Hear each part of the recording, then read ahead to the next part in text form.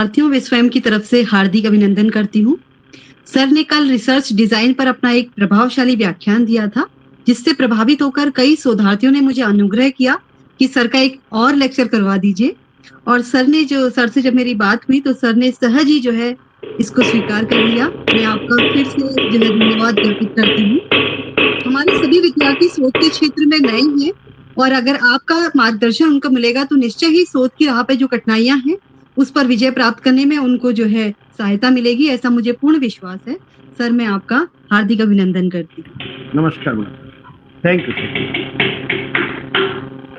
रवि रवि कौन है ये? रवि कार्की, अपना माइक म्यूट रवि कीजिए।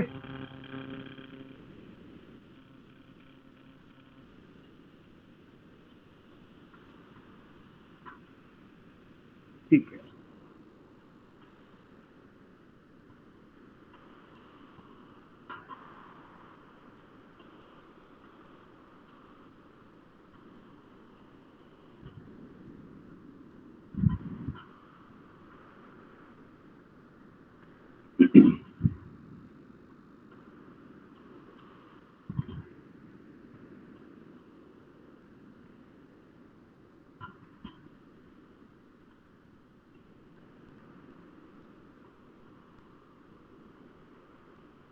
Good evening to all. So today I am going to discuss level of measurement.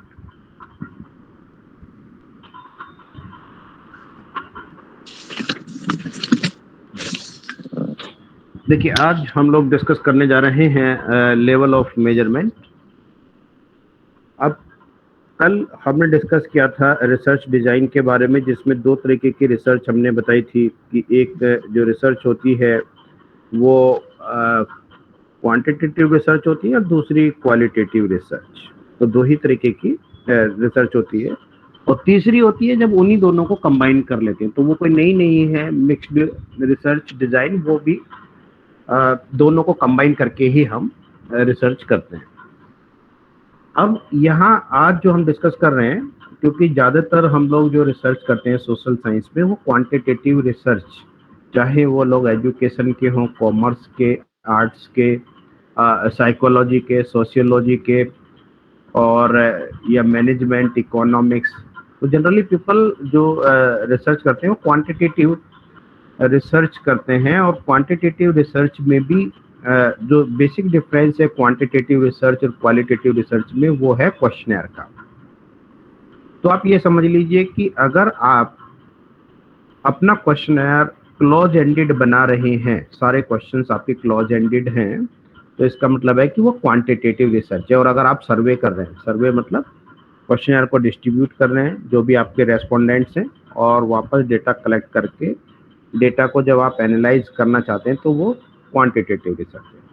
तो जनरली लोग जो है 90% कह लीजिए या उससे ज़्यादा क्वांटिटेटिव रिसर्च ही कंडक्ट करते हैं, और उसमें जो क्वेश्चनर होते हैं सारे के सारे वो क्लोज एंडेड होते हैं। और क्वालिटेटिव रिसर्च भी लोग करते हैं, ऐसा नहीं कि क्वालिटेटिव रिसर्च नहीं करते हैं, तो उसके जो क्वेश्चंस हैं वो थोड़ा डिफरेंट है। और क्वालिटेटिव रिसर्च अगर मैं कंपेयर करूं तो क्वालिटेटिव रिसर्च थोड़ा सा डिफिकल्ट है क्वांटिटेटिव रिसर्च के मुकाबले, क्योंकि उसमें हमारे पास जो क्वेश्चनर हैं वो सेट हैं। क्वांटिटेटिव रिसर्च में जो थ्योरी है, थ्योरी की बेस पर हम क्वेश्चनर डेवलप करते हैं, फाइंड आउट करते हैं क्वेश्चनर, और फिर उस थ्योरी को टेस्टिंग करते हैं। ठीक है।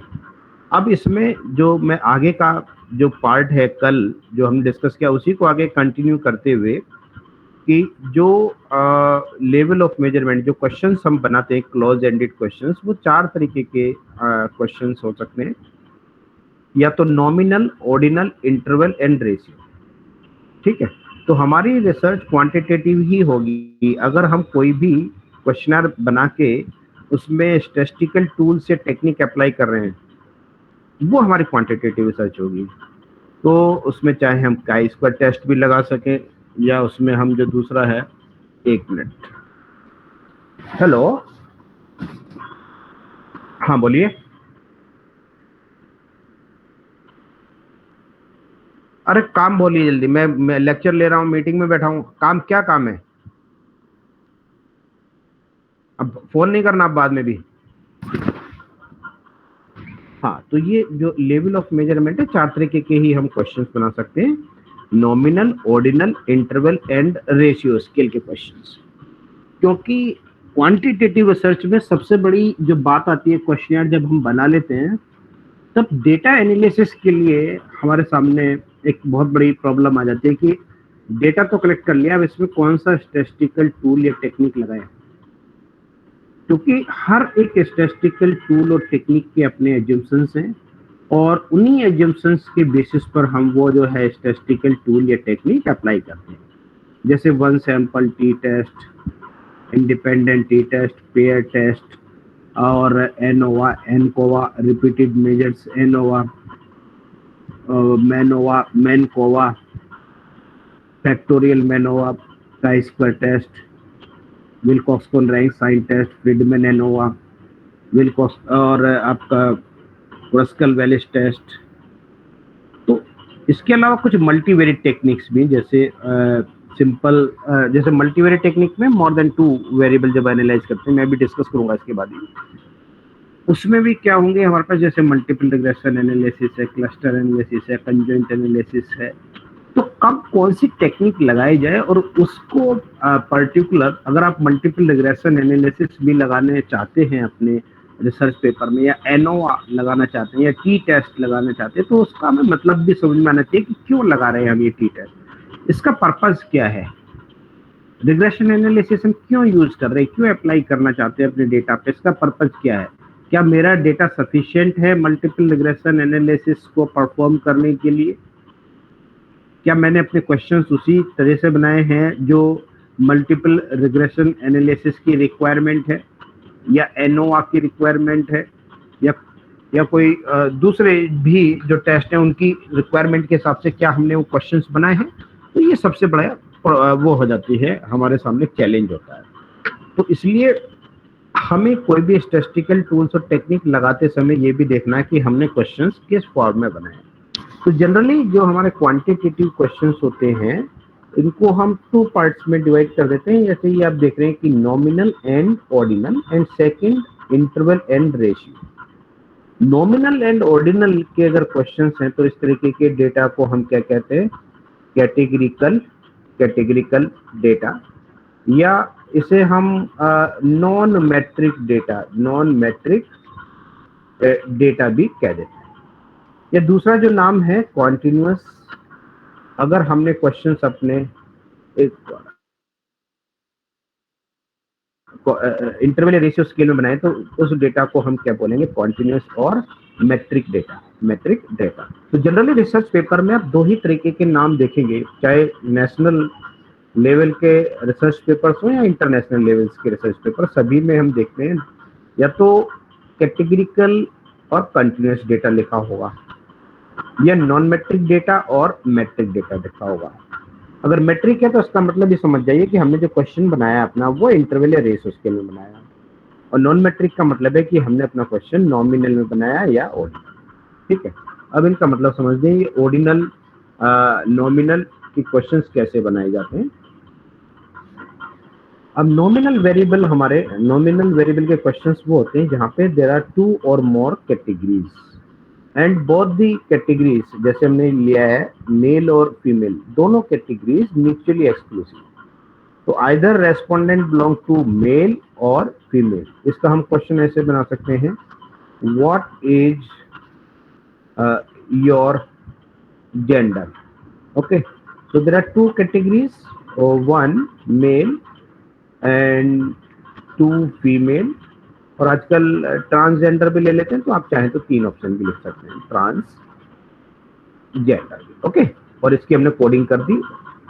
इसमें से आपको टिक करना है 1 2 3। 1 मीन्स मेल, 2 मीन्स अगर कोई 2 टिक कर रहा है तो फीमेल। ठीक है, अब ऐसे अगर 2 कैटेगरीज है डेड और अलाइव, तो उसको हम जो है डायकोटोमियस वेरिएबल कहते हैं क्वेश्चन। और अगर हमारे पास मोर देन 2 कैटेगरीज हैं तो वो हमारा मोर देन 2 कैटेगरीज में जो क्वेश्चंस है वो इस तरीके से हम बना सकते हैं। ये देखिए, मोर देन 2 कैटेगरीज। तो अब जैसे मान लीजिए मैं भी लेक्चर ले रहा हूँ, यहाँ पे जो वो है पार्टिसिपेंट्स हैं, वो हो सकता है साइंस के भी कुछ स्टूडेंट्स हैं, कॉमर्स के भी, आर्ट्स के भी। तो नॉमिनल स्केल के क्वेश्चंस में जब बनाऊंगा तो ये म्यूचुअली एक्सक्लूसिव होंगे, इसके जो ऑप्शंस होंगे, जैसे मेल फीमेल, रूरल अर्बन, अगर 2 चॉइस है तो अगर मोर देन 2 कैटेगरीज भी हो सकती है, 3 कैटेगरीज भी हो सकती है, 4 कैटेगरीज भी हो सकती है, 5 कैटेगरीज भी हो सकती है, लेकिन सारे म्यूचुअली एक्सक्लूसिव होना चाहिए। तो जैसे मैंने पूछा, कुछ डेमोग्राफिक प्रोफाइल के भी हम क्वेश्चंस अपने रिसर्च में रखते हैं। डेमोग्राफिक प्रोफाइल में मतलब जैसे एजुकेशन हो गया, इनकम हो गया, ऑक्यूपेशन हुआ, मैरिटल स्टेटस हुआ, जेंडर हुआ, इस तरह के कुछ क्वेश्चंस हम बनाते हैं जो हमारे नॉमिनल स्केल के क्वेश्चंस हो सकते हैं। इसके अलावा और भी हम नॉमिनल स्केल के क्वेश्चंस बना सकते हैं कि जैसे हमने अपने रेस्पोंडेंट को 2 पार्ट्स में डिवाइड किया कि रूरल और अर्बन, ठीक है, ये भी म्यूचुअली एक्सक्लूसिव है क्वेश्चन। जो रूरल का होगा वो अर्बन को टिक नहीं करेगा, जो अर्बन का कैंडिडेट होगा वो रूरल को टिक नहीं करेगा। और इस तरीके के डेटा को, जैसे हमने बताया कि जो स्टैटिस्टिक्स यूज है इसमें इक्वल और डज नॉट इक्वल, कभी भी इस तरीके के जब क्वेश्चंस बनाते हैं तो उसमें मीन नहीं लेते हम। कभी कभी हम रिसर्च पेपर में देखते हैं कि लोग नॉमिनल स्केल के जो क्वेश्चंस हैं उसमें भी मीन ले लेते हैं, तो वो गलत है। क्योंकि अगर मान लीजिए आपने ले लिया जो मीन है 3.1, जैसे मेरे पास मेल का मीन लिया और फीमेल का आ गया 2.6 मीन, क्योंकि कंप्यूटर में तो जो डेटा एंटर करेंगे वो उसको एनालिसिस करके कर देगा। अब 3.1 मीन का तो कोई मतलब ही नहीं होता है, इसका कोई सेंस नहीं है। हाँ, हम ये कह सकते हैं कि मेरी क्लास में जो 60 स्टूडेंट्स हैं, इस डेटा को मैं फ्रीक्वेंसी या परसेंटेज में मैं ये कह सकता हूँ कि देखिए मेरी क्लास में 40 फीमेल स्टूडेंट है और 20 जो है मेल स्टूडेंट, ठीक है। ये मैं इस तरह से मैं, इसका तो कोई मतलब बनता है कि मैं डेटा को अपना ऐसे प्रेजेंट कर दूं, या तो एक्चुअल नंबर दे दूं, फ्रीक्वेंसी बिल्कुल एक्चुअल नंबर, या इसका परसेंटेज में 60 का परसेंटेज निकाल लूंगा मैं, जैसे 40 अपॉन ये 60 इंटू 100, ठीक है। तो इस तरीके से जो है आप एक ये हो गया 400 को डिवाइड कर देंगे, ये आ गया, तो ये 66.66% और ये हम लिख दिया 33.33%। ये 3 कैटेगरी बनाई है मैंने। मेरे पास ये कुछ स्टूडेंट साइंस के हैं, कुछ कॉमर्स के हैं, कुछ आर्ट्स के हैं। तो इस डेटा का प्रेजेंटेशन में फ्रीक्वेंसी या तो एक्चुअल नंबर दे दूं, या मैं जो है उसका परसेंटेज में। तो कभी भी इस तरह के क्वेश्चंस में मीन स्टैंडर्ड डेविएशन नहीं निकालते, बल्कि जो स्टैटिस्टिक्स यूज की जाती है वो मॉड। और दूसरा जो है ये इक्वल और डज नॉट इक्वल, या तो पार्टिसिपेंट्स इक्वल हो सकते हैं या डज नॉट इक्वल हो सकते हैं, बस। और ये जो नंबर बता रहा है, नंबर का कोई मतलब नहीं है। नॉमिनल स्केल में नंबर केवल आइडेंटिफिकेशन के लिए हम यूज करते हैं। जैसे कोई क्रिकेट की टीम है और उसमें टी शर्ट के पीछे लिखा हुआ है हर एक प्लेयर के, किसी का 1 लिखा, किसी का 2 लिखा, किसी का 3, 4 और 11 को लिखा। तो हो सकता है इन नंबर्स का मतलब हो सकता है खिलाड़ी का कोडिंग हो गई है, या इसकी पोजीशन को भी डिनोट कर सकता है कि भाई ये जो क्रिकेट का जो मैदान है और यहाँ पे जो वो खेल रहे हैं प्लेयर, कि 2 नंबर का मतलब है कि ये जो है लॉन्ग ऑफ में खड़ा होगा, ये लॉन्ग ऑन में खड़ा होगा, या ये कवर में खड़ा होगा, ठीक है, या शॉर्ट लाइक लोग। तो ये पोजीशन को भी इंडिकेट कर सकता है इस तरीके से कोडिंग जो है। इसके बाद जो है हम आ जाते हैं ordinal variable, the same as nominal variable but the categories have a logical order. Logical order कैसे? जैसे एक ही ऑर्डर बना दिया, वेरी सेटिस्फाइड, सेटिस्फाइड, रैंक इसका हम कर सकते हैं। जैसे ये वेरी सेटिस्फाइड, फिर इससे कम सेटिस्फाइड, फिर तीसरा न्यूट्रल, फिर डिससेटिस्फाइड। तो एक ये रैंक हो गया, और ये वेरी डिससेटिस्फाइड, वेरी डिससेटिस्फाइड।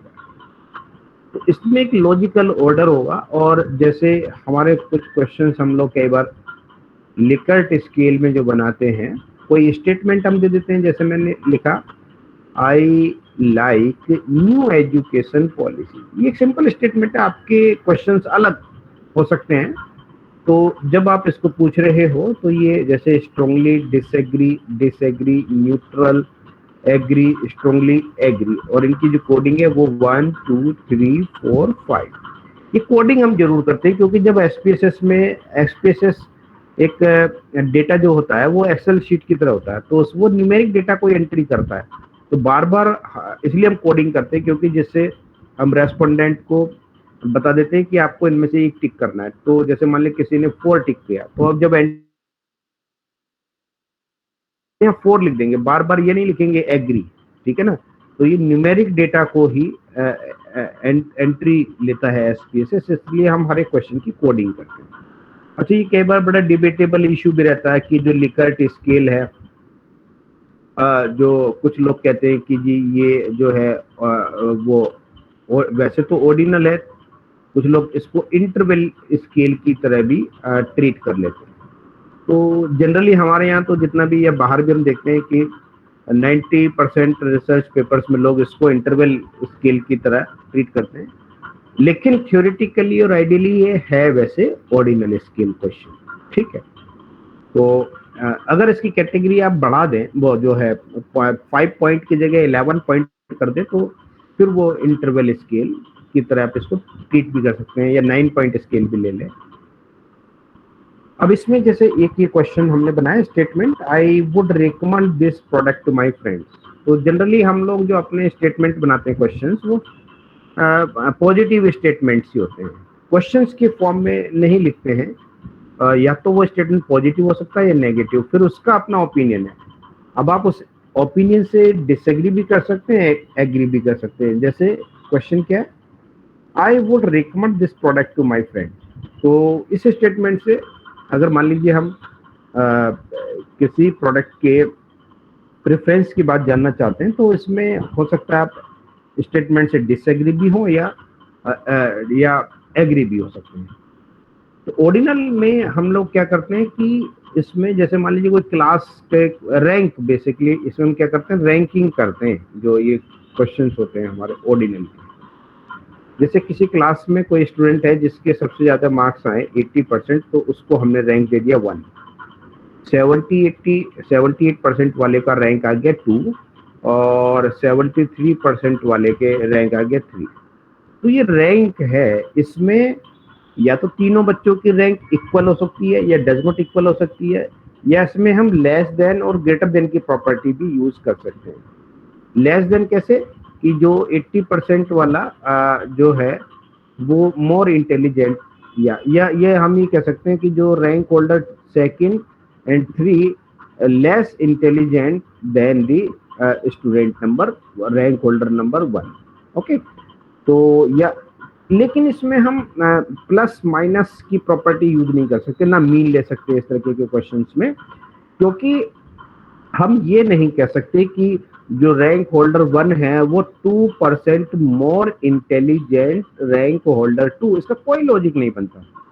हम ये नहीं कह सकते कि rank holder 1 7% more intelligent then rank holder 3, हम ये नहीं कह सकते, उसका कोई मतलब भी नहीं बन सकता। हाँ, ये कह सकते हैं कि जो रैंक होल्डर 1 है वो ग्रेटर देन मतलब आईक्यू लेवल उसका या जो परफॉर्मेंस है greater than the other students, ये कर।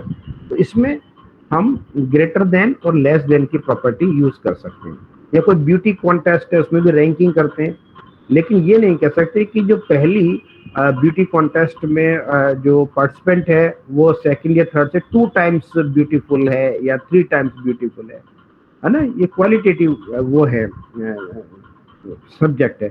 या किसी को हम ये नहीं कह सकते कि भैया 2 टाइम्स ऑनेस्ट है। हाँ, ऑनेस्ट कह सकते हैं, लेस देन और मोर देन। हम ये भी नहीं कह सकते कि आप जो है 5% मोर ऑनेस्ट है अपने कलीग से, तो उसका कोई मतलब नहीं बन सकता। तो इस तरह के जो वेरिएबल्स होते हैं उसमें less than and greater than की प्रॉपर्टी हम यूज करते हैं। तीसरा क्वेश्चन हम बनाते हैं, जैसे ये एक हमारा ऑप्शंस हो गए किसी पर्टिकुलर क्वेश्चंस के। तो इसमें जैसे ये डिफरेंस दिया है, जैसे मैं ये कहूँ कि 1 to 20 है, ठीक है, और ये अगर कोई रेट करता है 1 की तरफ तो वो पुअर की तरफ रेट कर रहा है, और अगर कोई 20 के आसपास कर रहा तो वो एक्सीलेंट की तरफ। और जैसे हमने ये कहा कि कोई 6 और 8 के बीच में जो डिफरेंस है, ये मान लीजिए 10 है आपका, 6 और 8 के बीच का जो डिफरेंस है equal to the difference between the 13 and 15, ठीक है। ये 13 एंड 15, तो ये कितना डिफरेंस है 2, और ये भी कितना डिफरेंस है 2, तो ये इक्वल होगा। या हम ऐसे भी देख सकते हैं इंटरवल स्केल के क्वेश्चंस में कि जैसे ये टेम्परेचर है, तो टेम्परेचर 0 डिग्री फ़ारेनहाइट है, ठीक, और ये आपका 10 डिग्री फ़ारेनहाइट आ गया, और 20 डिग्री फ़ारेनहाइट आ गया, और प्लस ऐसे। और टेम्परेचर नेगेटिव भी हो सकता है, 10 डिग्री फ़ारेनहाइट -20 डिग्री फ़ारेनहाइट, इस तरीके से। तो इसकी यूनिट आप कुछ भी ले सकते हैं 3 तरह से, या तो फ़ारेनहाइट में ले लें, सेल्सियस में ले लें, केल्विन में ले लें, ठीक है। ये केवल मेरा फ़ारेनहाइट लेने का पर्पज है कि समझाने के लिए। अब जो डिफरेंस है, या इसको सेल्सियस में भी ले लेते हैं हम, तो जैसे difference between the two number 10 degree Fahrenheit, और जो difference between the other 2 degree, ये भी 10 डिग्री फ़ारेनहाइट आया, ठीक है ना। जैसे हमने किया -10 और -10, तो ये प्लस हो गया 20, तो ये प्लस के 10 आ गया, ठीक। तो ये इक्वल हो जाएगा। और जो 0 है ये एक आर्बिट्रेरी है, फिक्स वैल्यू नहीं है। तो टेम्परेचर 0 से निगेटिव में भी जा सकता है, टेम्परेचर 0 से पॉजिटिव में भी जा सकता है। और इस तरीके के जो क्वेश्चंस हैं हम ऐसे बना सकते हैं, अगर आप देखें। हाँ, इस तरह के क्वेश्चंस में सेंस निकलता है प्लस और माइनस का भी, प्लस और माइनस। जैसे मैं ये कहूँ कि today temperature 2 degree less than, या यस्टरडे टेम्परेचर। जैसे मैं ये कह सकता हूँ कि आज जो 28 डिग्री सेल्सियस टेम्परेचर है, और कल मान लीजिए 30 डिग्री सेल्सियस था, तो हम ये कह सकते हैं कि 2 डिग्री सेल्सियस कम टेम्परेचर है आज। तो प्लस माइनस का भी हम यूज कर सकते हैं इसमें, और जो मीन स्कोर भी हम ले सकते हैं, मीन और स्टैंडर्ड डेविएशन हम निकाल सकते हैं, इस तरह के क्वेश्चन। फिर जो चौथा है वो है रेशियो स्केल के क्वेश्चन। कुछ वेरिएबल्स ऐसे होते हैं जिसमें हमें वो लेना पड़ता है, जैसे 0 से 0 इसमें फिक्स्ड वैल्यू है। जैसे कुछ वेरिएबल ऐसे हैं, जैसे एज 0 से स्टार्ट होगी, ठीक है, या एज हुआ, या इनकम हुआ, या वेरिएबल आप ले ले वेट हुआ, ठीक है, हाइट, या और भी कई वेरिएबल जो 0 से स्टार्ट होते हैं। या जैसे प्रॉफिट हो गया ऑर्गेनाइजेशन का, वो भी 0 से स्टार्ट होता है, ठीक। या कोई आप ऐसा स्केल बना लें जिसमें 0 to 100 के ही पॉइंट्स हो, उसी के बीच में टिक करना है। तो एज निगेटिव नहीं हो सकती, इनकम निगेटिव नहीं हो सकते। कोई ये नहीं कह सकते कि मेरा वेट -50 kg है, मेरी हाइट -3 मीटर है, या 3 फीट है, ऐसा कोई नहीं कह सकता। तो माइनस में नहीं होता। जो कुछ वेरिएबल ऐसे हैं जो 0 से स्टार्ट होते हैं, लेकिन टेम्परेचर जैसे हमने बताया वो 0 से भी नेगेटिव साइड में जा सकता है। तो ये डिफरेंस है इंटरवल स्केल और रेशियो स्केल में।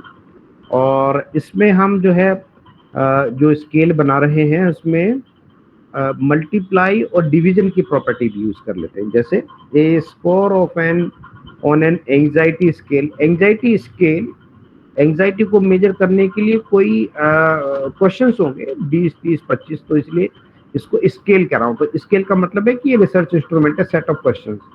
तो एंजाइटी कुछ क्वेश्चंस पूछे जाएंगे और उसके बेसिस पर हो सकता है उस पार्टिसिपेंट का जो स्कोर है वो 16 है, और किसी का जो स्कोर आया मान लीजिए 8 आया, तो हम ये कह सकते हैं कि ये 2 टाइम्स मोर अनएक्सेस देन दी जो पार्टिसिपेंट्स हमारा जिसका स्कोर 8 है, उससे 2 टाइम्स ज़्यादा अनएक्सेस है।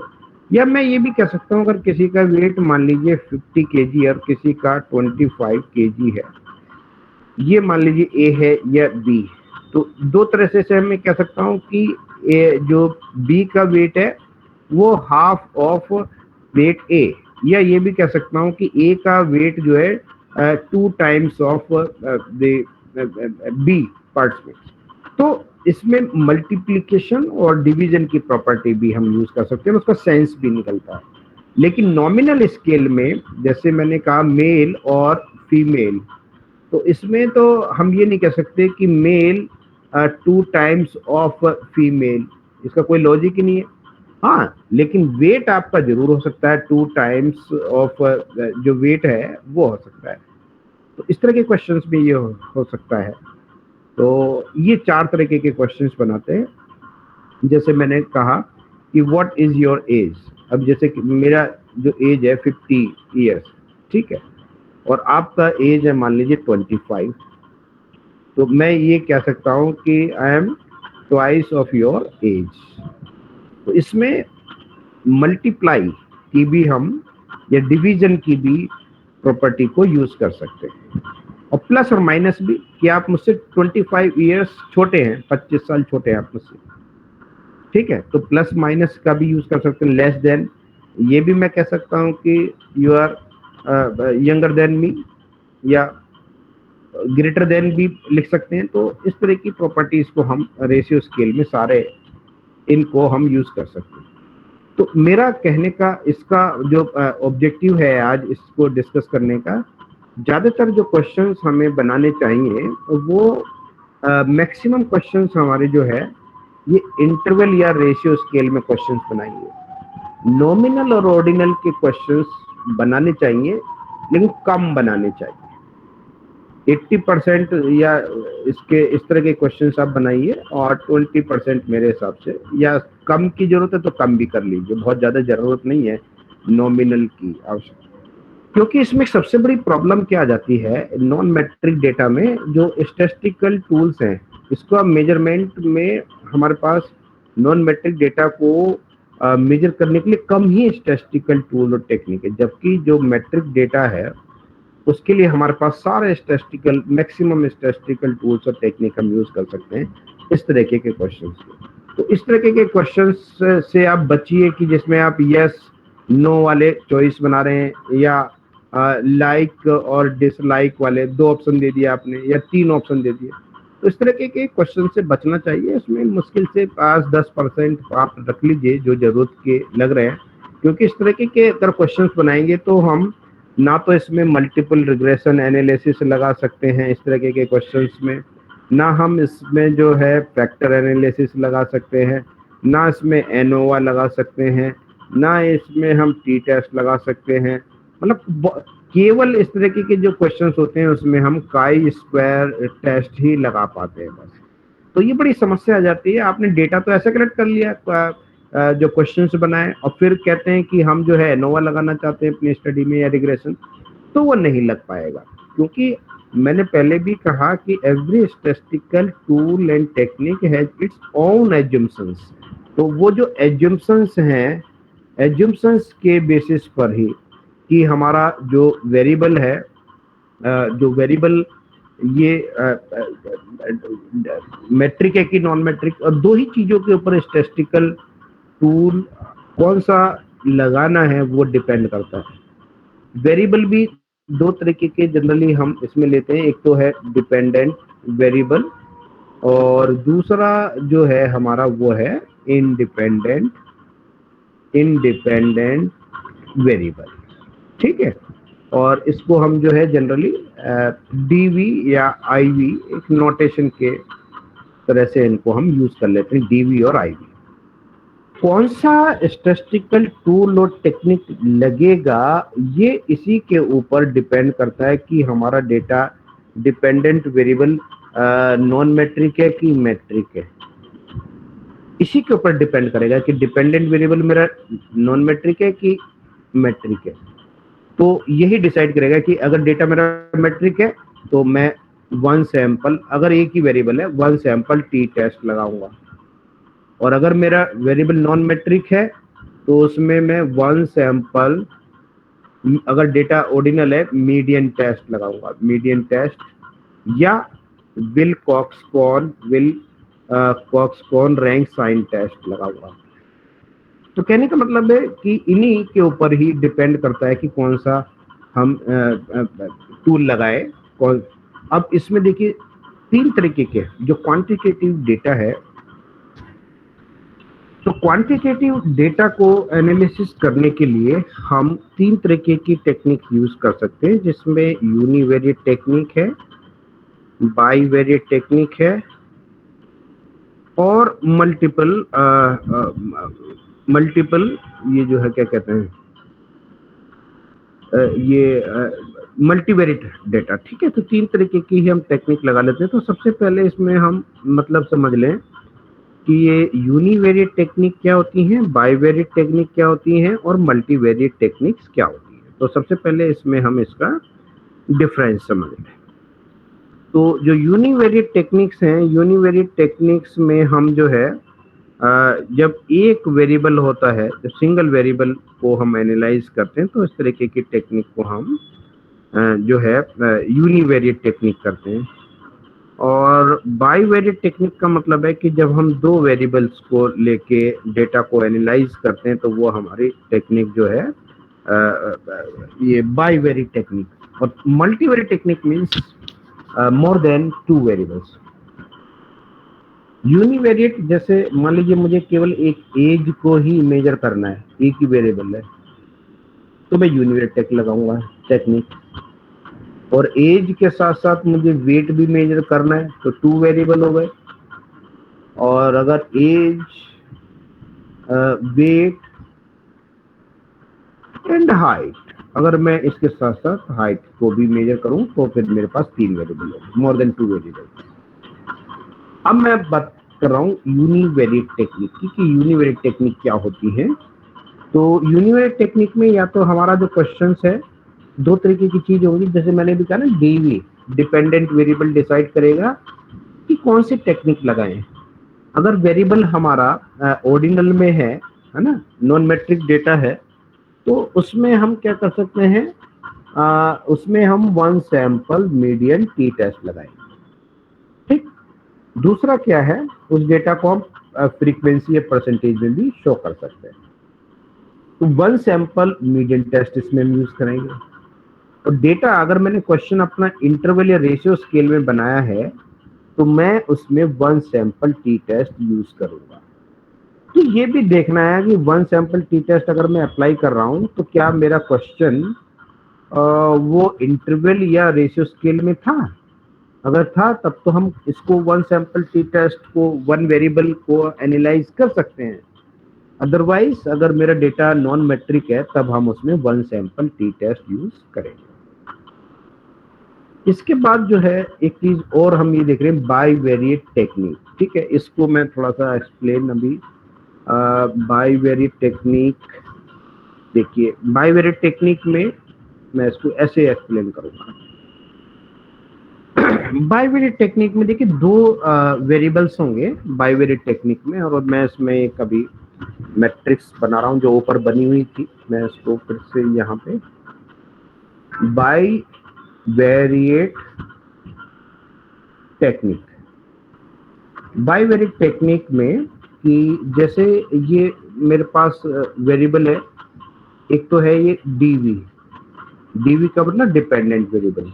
और जैसे दो तरीके के वेरिएबल होंगे, जैसे ये देखिए मैं आपको यहाँ पर लिख के दिखा देता हूँ, एक y एंड x।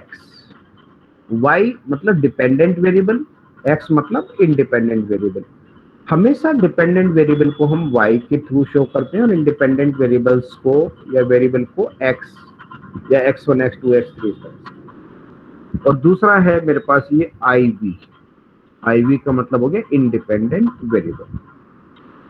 अब एक इसमें आप ये देखेंगे कि दो पॉसिबिलिटी हो सकती है हमारे पास। पॉसिबिलिटी क्या हो सकती है कि एक तो जो मेरा वेरिएबल है, वेरिएबल यहाँ आप देखिए, ये मैं इस तरह से इसको बना देता हूँ, और ये डायग्राम, ये तो मेरा इंडिपेंडेंट वेरिएबल में दो चीजें होंगी, या तो ये मेरा डिपेंडेंट वेरिएबल मैट्रिक है ना, और दूसरी कंडीशन क्या हो सकती है, डेटा मेरा नॉन मैट्रिक हो। दो ही तो कंडीशन हो सकती है। और आईवी इंडिपेंडेंट वेरिएबल या तो मेट्रिक हो या इंडिपेंडेंट वेरिएबल नॉन मैट्रिक हो। अब इसमें क्या कंडीशन बन गई कि अगर मान लीजिए डिपेंडेंट वेरिएबल भी मैट्रिक है, क्वेश्चन मतलब मैंने बनाया इंटरवल या रेशियो स्केल में, y वाला मैट्रिक में बनाया और ये भी मेरा मैट्रिक में बना है इंडिपेंडेंट वेरिएबल, तो इसमें हम यूज करेंगे सिंपल रिग्रेशन एनालिसिस या बाईवेरिएट भी हम कह सकते हैं। तो दोनों क्वेश्चंस मेरे इस फॉर्म में होंगे तभी मैं इसमें सिंपल रिग्रेशन एनालिसिस यूज कर सकता हूँ। जैसे मान लीजिए हम बात करें कि जो सेल्स है, ठीक है, सेल्स किसी भी प्रोडक्ट की डिपेंड बहुत सारे फैक्टर्स पे करती है। मान लीजिए मैं कह रहा हूँ एडवर्टाइज या डिस्काउंट, चलो मैंने एक ले लिया वेरिएबल डिस्काउंट, तो हमें ये पता है कि सेल्स जैसे जैसे डिस्काउंट, जैसे यहाँ पर है 10%, 20%, 30%, जैसे जैसे डिस्काउंट हम बढ़ाते हैं वैसे वैसे जो है सेल्स भी बढ़ती चली जाती है, ठीक है। तो पॉजिटिव कोरिलेशन। या इसकी जगह दूसरा वेरिएबल भी ले सकता हूँ एडवर्टाइजिंग एक्सपेंसेस। एडवर्टाइजिंग एक्सपेंसेस, जैसे जैसे एडवर्टाइजिंग एक्सपेंसेस हम बढ़ाएंगे वैसे वैसे लोग ज्यादा एडवर्टीजमेंट देखेंगे, अवेयरनेस क्रिएट होगी, नेचुरली वो प्रोडक्ट ज्यादा खरीदेंगे। तो जब हम दोनों वेरिएबल मैट्रिक में लेते हैं, क्योंकि सेल्स को भी हम रुपी की टर्म में यूज करते हैं, तो रुपी मतलब ये रेशियो स्केल का क्वेश्चन है, और जो डिस्काउंट दे रहे हैं वो भी रुपी की टर्म में ही हम उसको ले रहे हैं, तब उस केस में हम सिंपल रिग्रेशन एनालिसिस लगाते हैं कि what will be the impact of this independent variable on dependent variable. अगर आप किसी पर्टिकुलर वेरिएबल का इम्पैक्ट जानना चाहते हैं दूसरे वेरिएबल के ऊपर, आउटकम वेरिएबल के ऊपर, तब हम सिंपल रिग्रेशन एनालिसिस लगाते हैं, ठीक है। दूसरी केस क्या हो सकता है कि आपके पास जो ये है डिपेंडेंट वेरिएबल, ये तो मैट्रिक में ही रहे, है ना, मैट्रिक ये वाला, लेकिन इंडिपेंडेंट वेरिएबल नॉन मैट्रिक, मतलब ये क्वेश्चन तो मैट्रिक में रहे और इंडिपेंडेंट वेरिएबल ये हमारा नॉन मैट्रिक आ जाए। नॉन मैट्रिक जैसे मैंने ले लिया, ये नॉन मैट्रिक क्या होगा, मेल और फीमेल, और ये मैंने ले लिया मान लीजिए सैलरी। तो यहाँ हम हाइपोथेसिस डेवलप कर सकते हैं अपनी H0 और H1 मतलब मैं ये जानना चाहता हूँ कि क्या प्राइवेट सेक्टर में जेंडर डिस्क्रिमिनेशन है या नहीं। तो इसके लिए मैं क्या कर रहा हूँ कि कुछ मैंने ये जो पॉपुलेशन है इसमें से सैंपल ले लिया मैंने मेल एम्प्लॉय का, प्राइवेट सेक्टर में जो लोग हैं, और फीमेल एम्प्लॉय का। इनकी सैलरी मैंने नोट कर ली और इनका मीन ले लिया मैंने, इनकी सैलरी का मीन ले लिया और फीमेल की सैलरी का भी मीन ले लिया। अब मैं कंपेयर कर रहा हूँ।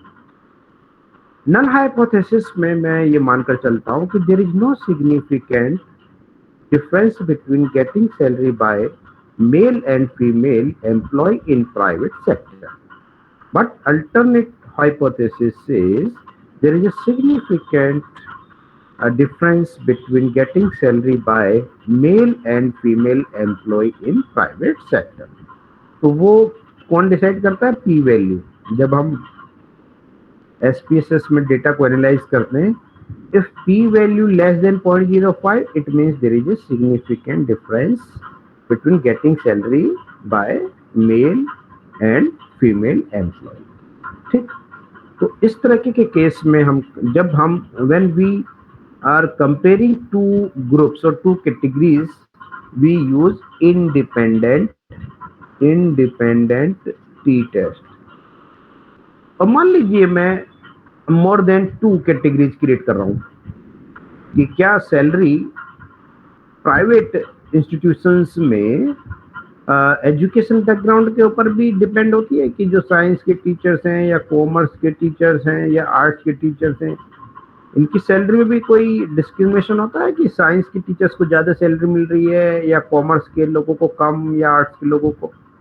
When we compare more than two categories, we use ANOVA. एक बात ध्यान दे लीजिए, ANOVA क्या है? जब हम दो से ज्यादा कैटेगरीज को कंपेयर कर रहे हैं तब उस केस में हम एनालिसिस ऑफ वेरिएंस लगाते हैं। या ये भी ना लेके आप ऐसे ले सकते हैं कि एक आपने जो है हाई पेशेंट को हाई डोज दे रहे, मीडियम डोज दे रहे और एक कंट्रोल ग्रुप हो गया, ठीक है, दो एक्सपेरिमेंटल ग्रुप हो गया, एक कंट्रोल ग्रुप। या ये भी कह लीजिए कि एक 5 ml डोज या 7.5 ml डोज, और जो हमारा पेशेंट है उसकी हम तबीयत देख रहे हैं कि 5 कुछ पेशेंट लिए, मान लीजिए 15 पेशेंट लिए, 15 में से जो 5 पेशेंट है उनको हम दे रहे हैं 7.5 ml डोज और उनका जो फीवर है वो देख रहे हैं। 5 पेशेंट को हमने दिया 5 ml डोज और जो 5 पेशेंट हैं उनको हमने कोई डोज नहीं दिया, ठीक है, ये कंट्रोल ग्रुप हो गया। तो हम ये देखना चाहते हैं कि क्या 5 ml डोज से पेशेंट क्विकली ठीक हो रहा है कि 7.5 ml। अगर 5 ml से ही हो रहा तो हमें 7.5 ml डोज देने की आवश्यकता नहीं।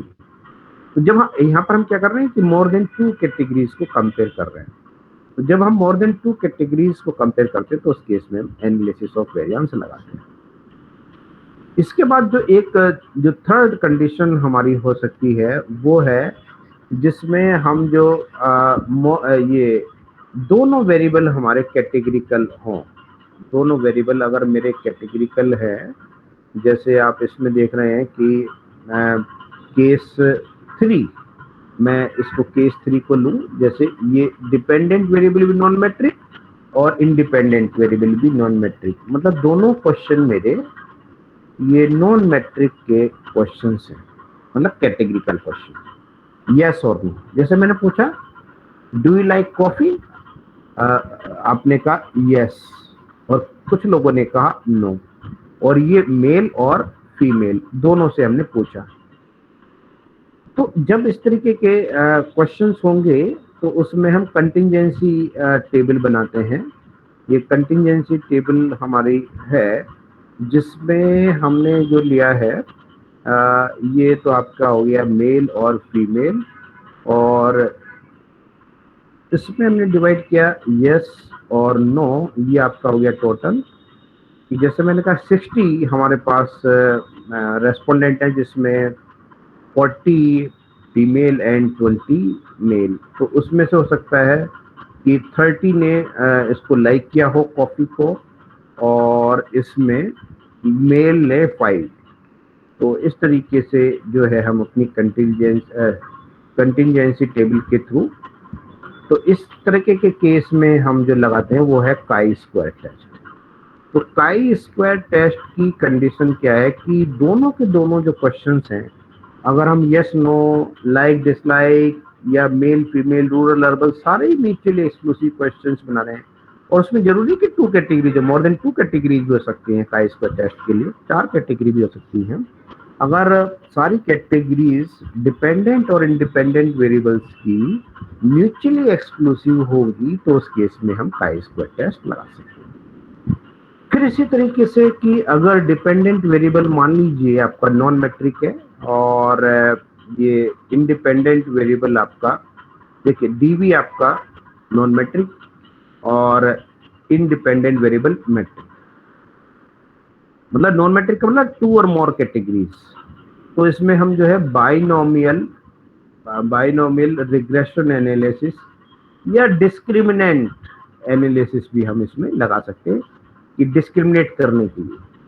तो ये इसको बताने का जो इसमें अब आप ये देखिए, ये जो मैं बात कर रहा था, हाँ ये अब आप इसको इस टेबल को ही मैंने एक्सप्लेन किया। तो अब ये डिपेंडेंट वेरिएबल, देखिए 2 चीजें हैं बाइवेरिएट टेक्निक में, 2 वेरिएबल होंगे हमारे क्वेश्चंस। अगर हम 2 क्वेश्चंस को लेके डेटा को एनालाइज कर रहे हैं और पहले डिपेंडेंट वेरिएबल अगर हमारा मैट्रिक में है और इंडिपेंडेंट वेरिएबल भी मैट्रिक में है, तब हम बाइवेरिएट रिग्रेशन एनालिसिस लगाएंगे।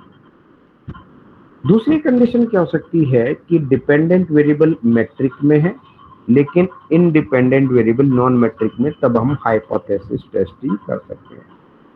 इंडिपेंडेंट टी टेस्ट में एनोवा में केवल डिफरेंस ये है कि इंडिपेंडेंट टी टेस्ट में हम 2 कैटेगरीज को कंपेयर करते हैं, rural urban, male female, public sector private sector, control group experimental group, तो उसमें इंडिपेंडेंट टी टेस्ट। लेकिन अगर 2 से ज्यादा कैटेगरीज को कंपेयर करना हो, जैसे 3 या 4 कैटेगरीज को हम कंपेयर कर रहे हैं, तो उस केस में हम एनालिसिस ऑफ वेरिएंस कराते हैं। और अगर dependent variable non metric, independent variable non metric, तब हम काई स्क्वायर टेस्ट लगाते हैं, जिसमें दोनों ही जो वेरिएबल हैं हमारे वो नॉन मैट्रिक है, कैटेगरिकल टाइप के क्वेश्चंस बने हैं उसमें। और फिर हमने बताया कि अगर डिपेंडेंट वेरिएबल आपका नॉन मैट्रिक है, नॉन मैट्रिक, और इंडिपेंडेंट वेरिएबल मैट्रिक है, तब उसमें डिस्क्रिमिनेंट एनालिसिस हम लगा सकते हैं। अब देखिए तीसरा जो है तीसरी जो कंडीशन है वो है मल्टीवेरिएट टेक्निक। मल्टीवेरिएट टेक्निक जैसे नाम से ही ये क्लियर है कि मल्टीवेरिएट टेक्निक में हम मोर देन 2 वेरिएबल्स को यूज कर रहे हैं, एनालाइज कर रहे हैं। अब इसमें 2 तरीके की टेक्निक होगी हमारी मल्टीवेरिएट टेक्निक। एक तो इसमें हम जो देख रहे हैं वो जो है ये है मल्टीवेरिएट टेक्निक में डिपेंडेंस टेक्निक, और दूसरा है जो हमारा ये इंटरडिपेंडेंस टेक्निक। ठीक है, तो 2 तरीके की हमारी टेक्निक होंगी। तो इन टेक्निक में हम लोग जो है ये जो डिपेंडेंस और इंटरडिपेंडेंस टेक्निक में सबसे पहले हम जो है मतलब समझ लें कि इनका मतलब क्या है। जैसे देखिए यहाँ पे 2 तरीके की टेक्निक है, डिपेंडेंस टेक्निक और दूसरी है हमारी इंटरडिपेंडेंस टेक्निक। तो इसमें अंतर क्या है जरा ये देख लें।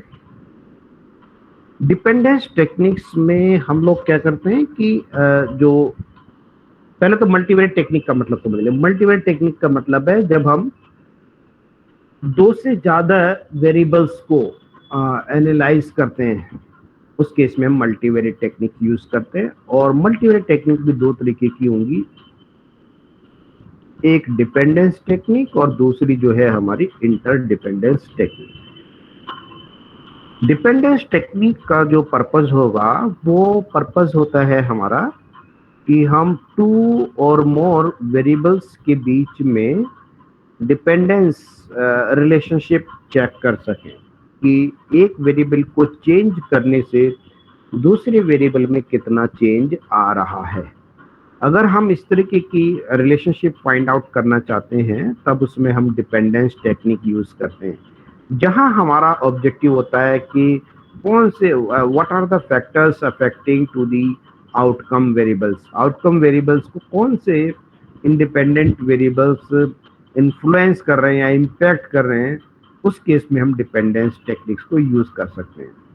दूसरी जो इंटरडिपेंडेंस टेक्निक है, इसमें हम कोई डिपेंडेंट और इंडिपेंडेंट वेरिएबल्स के बीच में रिलेशनशिप फाइंड आउट नहीं करते और ना ही हम इसमें हाइपोथेसिस टेस्टिंग करते हैं। हमारा पर्पस इंटरडिपेंडेंस टेक्निक में सभी वेरिएबल्स को एक साथ एज ए एक्सोजीनियस वेरिएबल्स लेकर ट्रीट करते हैं।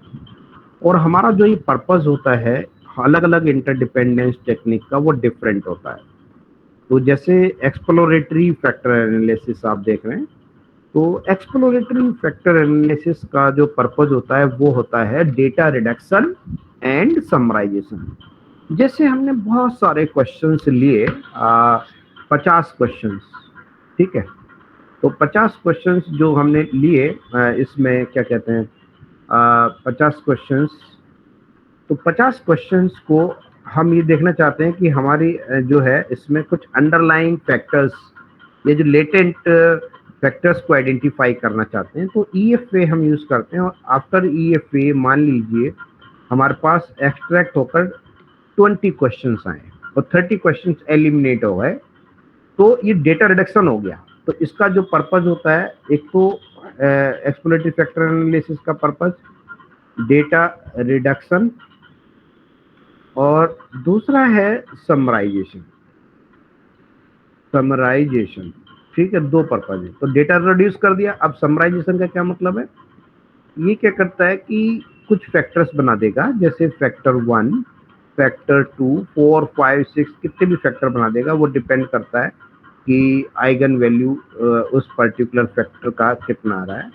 तो ये मान लीजिए मैंने अभी समझाने के लिए 4 फैक्टर में मैं ये कह रहा हूँ, तो इसमें क्या करेंगे हम, 4 फैक्टर को बना देगा ये, फैक्टर 1, फैक्टर 2, फैक्टर 3, फैक्टर 4, और 4 फैक्टर में क्वेश्चंस 20 में से 4 या 5 क्वेश्चंस होंगे हमारे, तो जिनको क्लब करके हमने जो है जैसे 1 to 5 के क्वेश्चन ये हो गए, जरूरी नहीं कि सीरियल वाइज वही क्वेश्चन हो 1 to 5। इस वाले फैक्टर में क्वेश्चन नंबर 1 भी हो सकता है, क्वेश्चन नंबर 7 भी हो सकता है, क्वेश्चन नंबर 2 भी हो सकता है, मतलब 4 या 5 क्वेश्चन होंगे, इनको क्लब करके हमने जो बना दिया फैक्टर 1, और समराइज कर रहे हैं कि इन फैक्टर से, इन क्वेश्चन से क्या साइंस निकल रहा है। जैसे हम ये देखते हैं ना कि मान लीजिए जैसे मैं अभी ABCD में बैट, कैट, ठीक है, ऐसे ही लिख दिया मैंने, ग्रेप्स, ऑरेंज, वाटरमेलन, तो यहाँ पे सेम नेचर के क्वेश्चन कौन से हैं, जैसे एप्पल, ग्रेप्स, ऑरेंज, वाटरमेलन, तो इनको समराइज करके इनका नाम दे रहा हूँ, तो नेमिंग दी फैक्टर नोन एज समराइजेशन। तो इनसे क्या सेंस निकल रहा है कि सारे के सारे जो हैं ये फ्रूट्स है, एक कॉमन नाम दे दिया मैंने इनका, फ्रूट्स। ऐसे ही इन चारों तो चारों पांचों क्वेश्चन जो होंगे वो हाईली कोरिलेटेड होंगे, ठीक है। तो इस तरह से हम जो है ये फैक्टर एनालिसिस, ऐसे क्लस्टर एनालिसिस का भी अपना यूज है, रेस्पोंडेंट्स को या नंबर ऑफ केसेस को सेगमेंट बनाने में उसका यूज करते हैं। खैर, अब हम बात करते हैं डिपेंडेंस टेक्निक। डिपेंडेंस टेक्निक में जैसे आप ये देख रहे हैं मल्टीपल रिग्रेशन एनालिसिस, तो मल्टीपल रिग्रेशन एनालिसिस में जैसे क्या रिक्वायरमेंट है, जैसे मैंने बताया कि हर एक स्टैटिस्टिकल टूल का अपना अलग एजम्पशंस होते हैं। ऐसी मल्टीपल रिग्रेशन एनालिसिस की जब हम रिसर्च डिजाइन करते हैं तो उसमें ये देखते हैं कि डिपेंडेंट वेरिएबल क्या है, इंडिपेंडेंट वेरिएबल क्या है। अब मैं मल्टीपल रिग्रेशन एनालिसिस जैसे मैं यहाँ पर लिख देता हूँ कि y equal to beta 0 plus beta 1x1 plus beta 2x2 plus beta 3x3 plus beta 4x4 and so on. तो ये तो हमारा हो गया अनएक्सप्लेन्ड पार्ट और ये हो गया हमारा एक्सप्लेन्ड पार्ट। तो ये इसके थ्रू हम जो है ये देखेंगे कि डिपेंडेंट वेरिएबल में कितना वेरिएशन हो रहा है इन चारों वेरिएबल्स के बीच में। अगर इन चारों वेरिएबल के वजह से 80% वेरिएशन हो रहा है तो ये एक्सप्लेन्ड पार्ट हो गया, एक्सप्लेन्ड।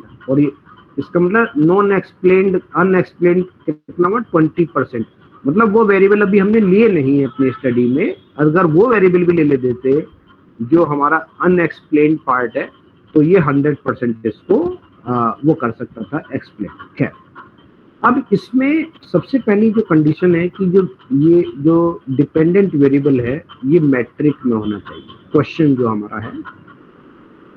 ऐसे ही जो इंडिपेंडेंट वेरिएबल्स हैं हमारे, इंडिपेंडेंट वेरिएबल्स भी सारे हमारे मैट्रिक्स की फॉर्म में होने चाहिए कि सारे के सारे जो क्वेश्चंस हैं चाहे वो डिपेंडेंट वेरिएबल है या इंडिपेंडेंट वेरिएबल्स हैं, सारे के सारे मैट्रिक में। और एक कंडीशन और ध्यान रखिएगा, मल्टीपल रिग्रेशन एनालिसिस में only single dependent variable and several independent variables x1 x2 x3, ठीक है।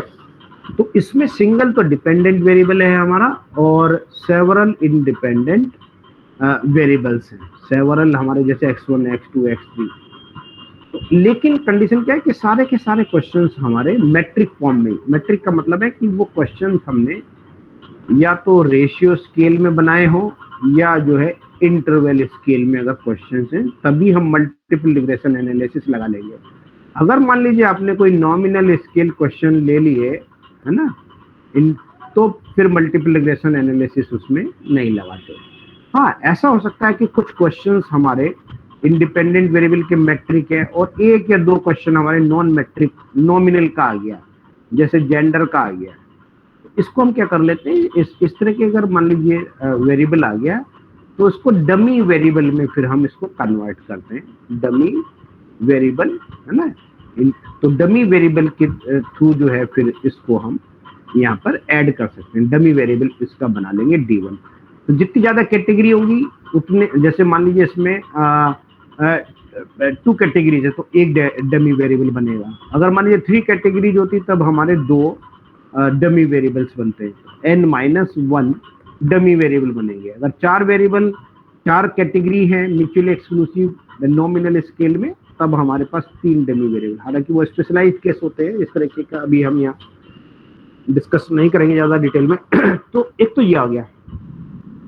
हम मल्टीपल रिग्रेशन एनालिसिस में क्या करते हैं कि कौन से ऐसे फैक्टर्स हैं जो आउटकम वेरिएबल्स को सिग्निफिकेंटली इन्फ्लुएंस कर रहे हैं, सिग्निफिकेंटली। तो यहाँ पर हम हाइपोथेसिस टेस्टिंग भी कर सकते हैं, देख सकते हैं। जैसे डिपेंडेंस रिलेशनशिप, जैसे ये मान लीजिए मैं सेल्स ले रहा हूँ डिपेंडेंट वेरिएबल, तो सेल्स किसके ऊपर डिपेंड होता है? एडवर्टाइजिंग एक्सपेंसेस पर भी, डिस्काउंट पर भी, अवेलेबिलिटी ऑफ द प्रोडक्ट, जितनी ज्यादा जगह प्रोडक्ट को अवेलेबल करा देंगे उतना ज्यादा सेल इंक्रीज हो सकता है। ऐसे बहुत सारे फैक्टर्स हैं। तो जैसे इसमें पहला है हमारा, ये मैं X1 ले रहा हूँ, एडवर्टाइजिंग एक्सपेंसेस, एडवर्टाइजिंग एक्सपेंसेस, और ये आपका आ गया सेल्स। तो हमें पता है जैसे जैसे एडवर्टाइजिंग एक्सपेंसेस बढ़ता है सेल्स भी इंक्रीज होती है। इन दोनों के बीच में ये जो β1 है, β1 से हमें 3 चीजें, ये मैग्नीट्यूड, इससे 3 चीजें हमें पता चलती है। एक तो मैग्नीट्यूड, दूसरा साइन, और तीसरा सिग्निफिकेंस लेवल। ठीक, β1 जो है ये स्टैंडर्डाइज्ड रिग्रेशन कोएफिशिएंट है, और ये अगर इसकी वैल्यू प्लस है, जैसे साइन 2 तरह के हो सकता है, प्लस और माइनस। प्लस साइन है तो इसका मतलब क्या होगा? प्लस साइन का मतलब कि दोनों के बीच में पॉजिटिव कोरिलेशन है। जैसे जैसे एक वेरिएबल की वैल्यू इंक्रीज करते हैं, दूसरा आउटकम वेरिएबल भी इंक्रीज होता है। तो ये जो एक तो से साइन बता दिया पॉजिटिव, और नेगेटिव कोरिलेशन भी हो सकता है कि जैसे जैसे हम किसी कमोडिटी का प्राइस बढ़ाते हैं तो सेल की नेगेटिव रिलेशनशिप, ठीक है। और ये सिग्निफिकेंस क्या है? ये पी वैल्यू, अगर पी वैल्यू 0.05 से कम है तब हम कहेंगे कि हाँ ये इंडिपेंडेंट वेरिएबल सिग्निफिकेंटली इंपैक्ट कर रहा है डिपेंडेंट वेरिएबल। तो इसमें एक तो हाइपोथेसिस टेस्टिंग भी कर सकते हैं, और दूसरा जो है हम जो है रिलेशनशिप भी देख सकते हैं, दोनों वेरिएबल्स के बीच में पॉजिटिव कोरिलेशन है या नेगेटिव कोरिलेशन है। इसी तरीके से आप देख रहे हैं डिस्क्रिमिनेंट वेरिएबल, जैसे ये डिस्क्रिमिनेंट वेरिएबल की जो कंडीशन है, अब मैं इसको भी ले लेता हूं। जैसे इसमें ये x1, x2, x3, इस तरह से कुछ इंडिपेंडेंट वेरिएबल्स हैं। पूरी इक्वेशन नहीं लिख रहा हूं मैं डिस्क्रिमिनेंट एनालिसिस की, केवल 2 ही वेरिएबल ले रहा हूं। तो डिस्क्रिमिनेंट एनालिसिस में हमारा जो पर्पज होता है वो 2 और मोर देन 2 ग्रुप्स को डिवाइड करना होता है on the basis of several independent variables. अगर मैं अपने आउटकम वेरिएबल को 2 ग्रुप्स में डिवाइड कर रहा हूं तो उसमें क्या होगा हमारा कि 2 ग्रुप्स में, इसको हम बोलेंगे 2 ग्रुप डिस्क्रिमिनेंट एनालिसिस। और अगर मैंने इसको 3 म्यूचुअली एक्सक्लूसिव कैटेगरीज में डिवाइड कर दिया तो ये 3 ग्रुप डिस्क्रिमिनेंट एनालिसिस। मान लीजिए अभी मैं 2 ग्रुप्स में ही इसको डिवाइड कर रहा हूँ, हालांकि मैंने भी इसका कोएफिशिएंट वगैरह नहीं लिखे, कि जैसे कोई बायर बाइक को खरीदेगा, बाय और would not by the product क्या, मान लीजिए मेरा यहाँ पे बाइक है, तो बाइक को खरीदेगा नहीं खरीदेगा, कौन से ऐसे फैक्टर्स हैं जो बाइक को खरीदने के लिए इन्फ्लुएंस करते हैं? हो सकता है पहला फैक्टर हो उसका परफॉर्मेंस, दूसरा फैक्टर हो सकता है उसकी ड्यूरेबिलिटी भी हो सकती है कि भाई प्रोडक्ट ड्यूरेबल है ज़्यादा या नहीं, तीसरा हो सकता है लुकिंग भी हो सकता है। तो इनका भी अपना हम देख सकते हैं कि परफॉर्मेंस को शायद लोग ज़्यादा या ड्यूरेबिलिटी को ज़्यादा लाइक करते हैं। लुकिंग तो एक बार को चल जाती है, लेकिन परफॉर्मेंस अच्छी होनी चाहिए, ड्यूरेबिलिटी और लुकिंग भी है तो उसको वो प्रोडक्ट को बाय कर सकते हैं। अब मान लीजिए मैं ये एक इसमें मॉडल बना दूंगा, और मॉडल हमने बना दिया तो उसमें एक डिस्क्रिमिनेंट स्कोर आता है। ये इसको हम क्या बोलते हैं, डिस्क्रिमिनेंट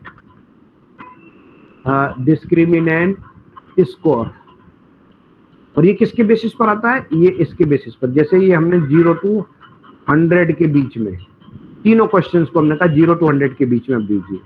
अगर आपको परफॉर्मेंस अच्छी लग रही है तो हो सकता है आप 85 दे दें, 88 दे दें, और परफॉर्मेंस अच्छी नहीं लग रही तो हो सकता है आप 10 दे दें या 15 दे दें, ऐसे ही।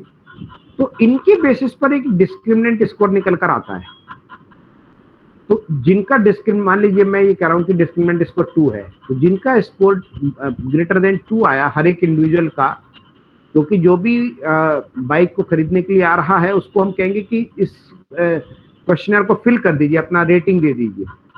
उस बेस पे हम जो है प्रिडिक्शन कर सकते हैं कि जो जिनका स्कोर 2 से ज्यादा है कि हाँ वो खरीद सकता है, और जिसका स्कोर 2 से कम है इसका मतलब वो नहीं खरीदेगा। जिसको परफॉर्मेंस भी मान लीजिए 20 लग रही है और ड्यूरेबिलिटी को भी वो 50 मार्क्स दे रहा है, लुकिंग को भी 5 दे रहा है, तो इसका मतलब वो इंटरेस्टेड ही नहीं है इन सब वेरिएबल्स में। तो कहने का मतलब है कि कोई भी पर्टिकुलर स्टैटिस्टिकल टूल और टेक्निक हम जो लगाते हैं वो डिपेंड करता है। आज मैंने केवल इसी जो मैं बता रहा हूँ कि ये एक कि कोई भी पर्टिकुलर स्टैटिस्टिकल टूल और टेक्निक हम केवल इसी बेस पर यूज करते हैं कि वो टूल हमारा क्या है, वेरिएबल्स। अब एक और आती है चीजें, सैंपल साइज। जैसे आप देख रहे होंगे यहाँ पे सैंपल साइज को कैसे हम यहाँ निकाल सकते हैं। तो मेरे ख्याल में ये देखिए, मैं भी इसको शो कर रहा हूँ, ये शायद देख पा रहे होंगे आप, सैंपल साइज की टेबल है ये, और ये कोहन ने दी है। तो इसमें बहुत ज़्यादा दिमाग लगाने की आवश्यकता नहीं है, सैंपल साइज डिटर्मिनेशन के लिए ऑलरेडी टेबल दी है। क्योंकि इसमें वैसे तो सैंपल साइज का ये फॉर्मूला आप देख रहे हैं, n = x² × n × p 1 - p m² n - 1।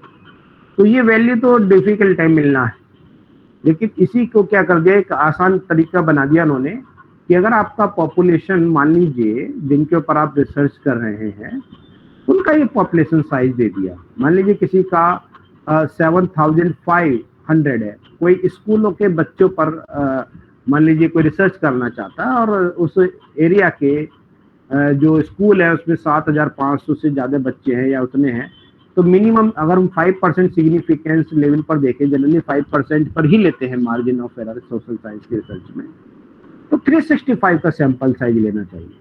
और आपकी पॉपुलेशन अगर मान लीजिए 2,50,000 या 1 लाख से ज़्यादा है तो 384 का सैंपल साइज आप उसको ले सकते हैं।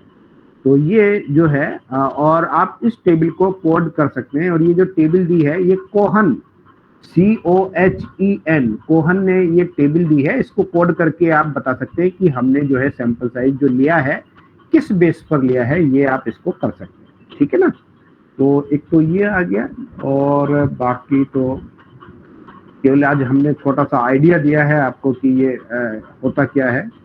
और कुछ हमारे वीडियोस हैं वो आप देख लीजिए, वीडियोस से भी काफ़ी चीज़ें आपको, कि कल भी मैंने बताया था कि जैसे डेटा एंट्री कैसे करना है या कौन सा पर्टिकुलर स्टैटिस्टिकल टूल या टेक्निक लगाना है, तो उसके लिए भी हमने आपको कल कई अपना वो बताया था कि YouTube पे आप जो है डॉक्टर शैलेश कौशल आप लिख देंगे तो जो है हमारे वीडियोस खुलकर आ जाएंगे, और उन वीडियोस को आप जब देखेंगे, रोज 2-2 4-4 वीडियो देखेंगे तो उससे फायदा होगा।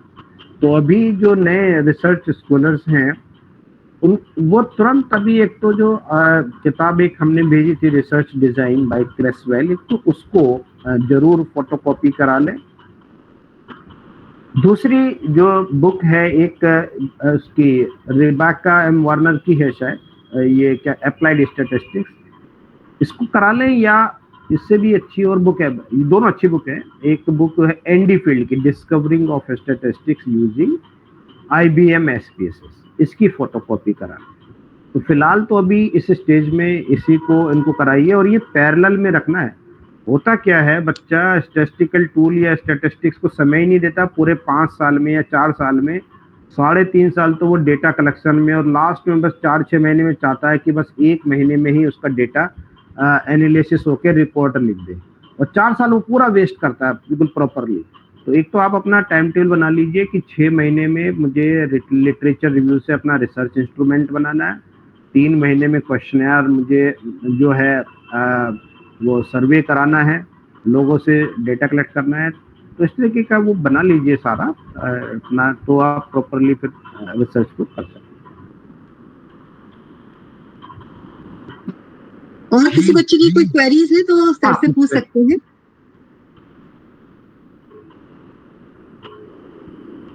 Hello ma'am, hello sir.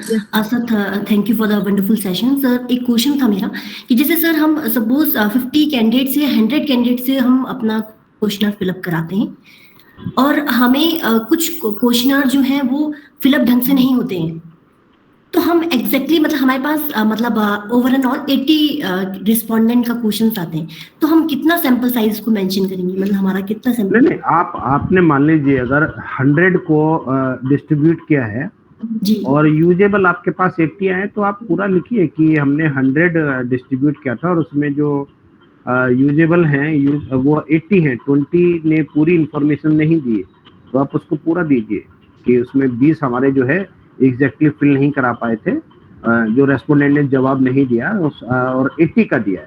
तो आप पूरे अपने जितना डिस्ट्रीब्यूट कर रहे हैं आप 100 का या 200 का, उसको एग्जैक्ट वो दीजिए, आपको रेस्पॉन्स कितने लोगों ने मिला फिर वो लिखिए, क्योंकि ये हमें रिसर्च मेथोडोलॉजी में लिखना पड़ता है कि आपने कितने लोगों को डिस्ट्रीब्यूट किया था और कितने लोगों से आपके पास रेस्पॉन्स आ गया, कितना परसेंट मिला, 80%, 90% जो भी है, तो वो आपको लिखना है।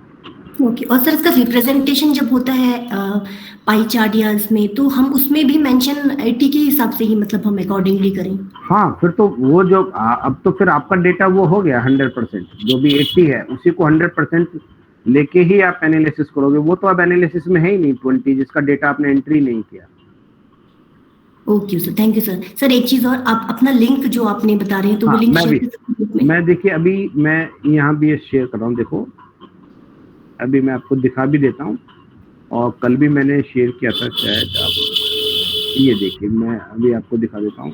ये यहाँ पे जब आप डॉक्टर शैलेश कौशल लिखेंगे यूट्यूब पे, ये देखिए ये इस तरह से लिखा हुआ है, आप देख पा रहे होंगे डॉक्टर शैलेश कौशल यूट्यूब। जी सर, ठीक है, तो डॉक्टर शैलेश कौशल ही लिखिए आप यूट्यूब पे, और जब आप यूट्यूब पे लिख देंगे तो ये वीडियोस आ जाएंगे, और वीडियोस करीब 116 टोटल वीडियोस हैं, अलग अलग सॉफ्टवेयर 5 सॉफ्टवेयर पे बनाए हैं कि एसपीएसएस में डेटा एंट्री कैसे करना है, आपको मैनेजिंग डेटा, 2 फाइल को मर्ज कैसे करना, फाइल को स्प्लिट कैसे करना है, तो ये इन दोनों वीडियोस में बनाया है। डिस्क्रिप्टिव स्टैटिस्टिक्स, ये सारा एसपीएसएस पे ही है सारे वीडियोस।